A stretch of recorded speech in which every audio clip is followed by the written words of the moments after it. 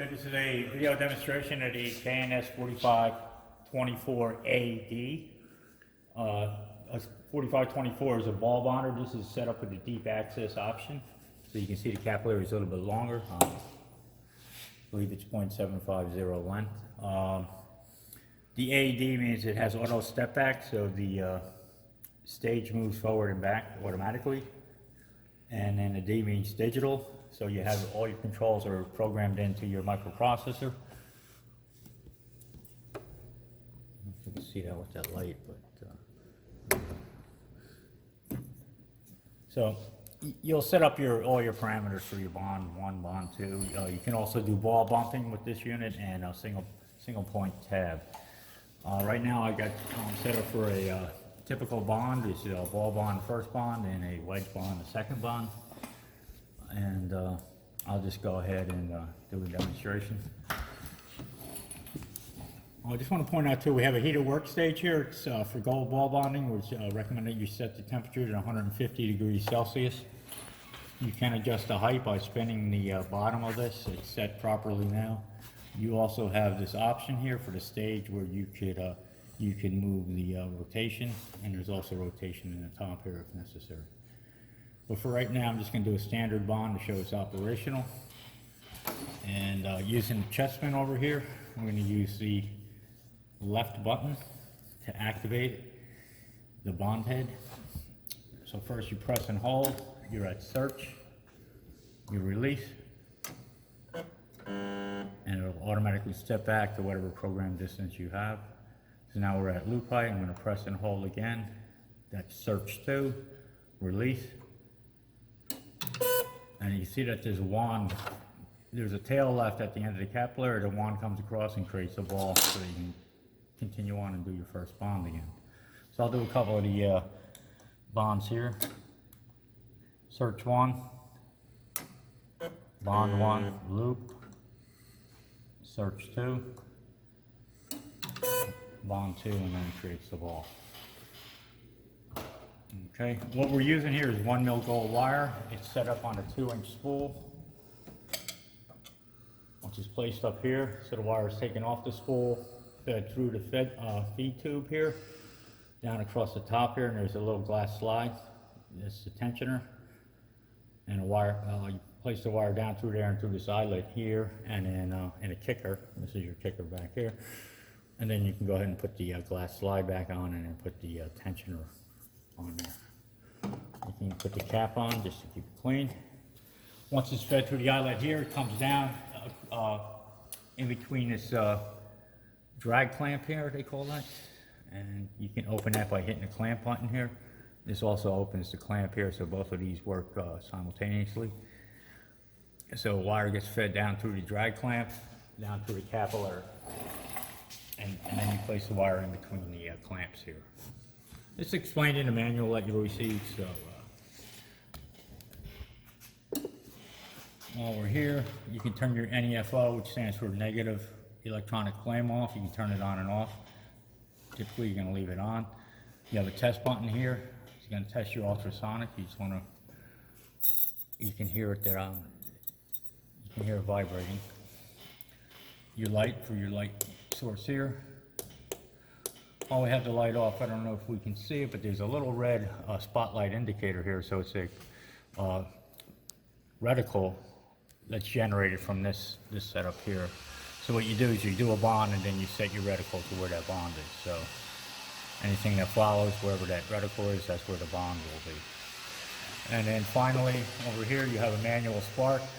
If the ball wasn't formed properly, it will give you either a short or an open indicator here for the ball formation. For instance, say it was open and your tail is still there, you can go ahead and push your wand over manually by pressing on the solenoid up here and then hitting the manual spark. And then you can create a ball in case it fails. Again, this is for if you want to do manual mode bonding. Go ahead and switch it over to manual. You'll be using this black button here. You can see it moves up and down. I'm going to go ahead and take it off of that. And then this button on the right here, that's for your stitch if you want to do stitch bonding, which will allow you to do more than one bond. All right, coming back to here, what I'm going to show you is that, I don't know if you'll be able to see this with the lighting we have here, but here's our bond parameters, and you're going to use this keypad by stepping down, and you can see you can set your step, your kink, your reverse, your Y speed, loop, and these are your bond 2 parameters.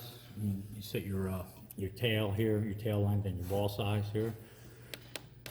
And then step all the way down to here. You can see we have different modes. Oh, this does have an auto mode. I'm going to show you that real quick. I'm going to turn that on. And what that does is all you need to do is make your first bond, and it automatically step to your program step distance back and do your second bond. So let me just demonstrate that real quick.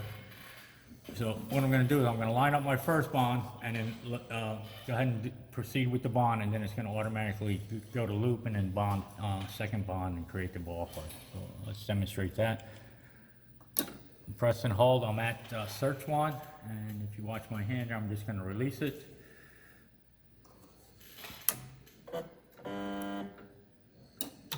So that's kind of a nice feature that this 4524 AD has. So it automatically will step to your second bond and create your second bond for you. But the step distance is always the same on that. So if you have something that has the same distance all the time, this is useful. All right. I'm just going to go ahead and show you the ball bumping, which is another useful feature. And in order to do that, I'm going to go ahead and shut the auto off for now, and then move back up. The mode, I'm going to use the right arrow here.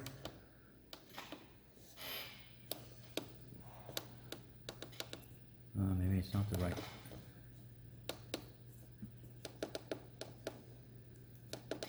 I want to switch over to ball bumping.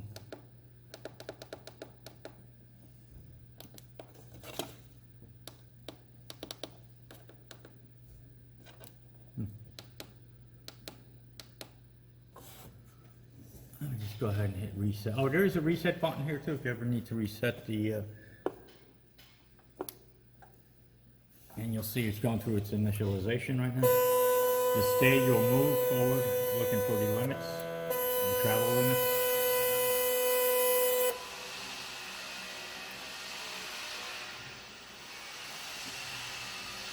Oh, to load a program too, you can go ahead and hit load and then enter. So whatever was stored in program 1, if you wanted to say, for instance, E2, you'll switch up to 2, hit enter, and that'll load in 2. I think the ball bumper program I set in 3, so I'm going to go ahead and hit 3.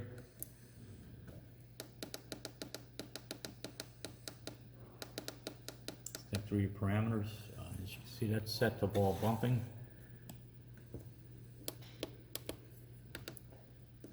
Oh, there it is. You hit the minus button. That'll step you through the different. That's standard bonding, single point tab, and ball bumping. We'll leave it as ball bumping. I don't know if you've seen that as I step through it, but they're standard.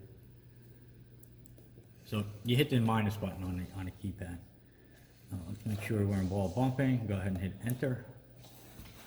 Oh, and here it's going to tell you when you change it from any mode, from a standard to a ball to a single point tab, it will ask you to go ahead and confirm that you want to select the new mode.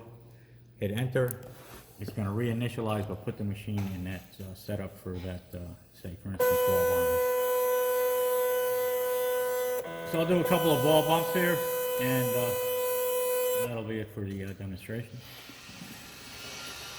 So all this is going to do is just put a ball down, create a little tail, and create a ball again. So it's only one bond forming the ball on the substrate. Look in there so I can, I'll just do a bunch of them here. My manual button was on. All right, so you're gonna hit search. All right, for some reason there I didn't create the ball properly, so I'm getting an open here. So what we would do in this case is go ahead and open the clamps. We'll feed the wire down through here. I can use the test button to help feed the wire.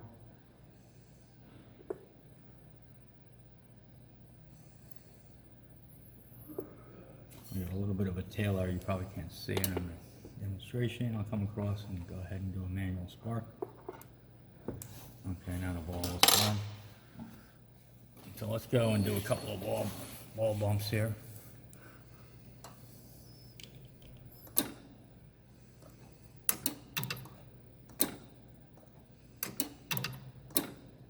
So as you can see, it's just putting the ball down and creating another ball for the next. If you can actually see that there. Okay, so that's our demonstration of the ball bumping feature of the 4524A.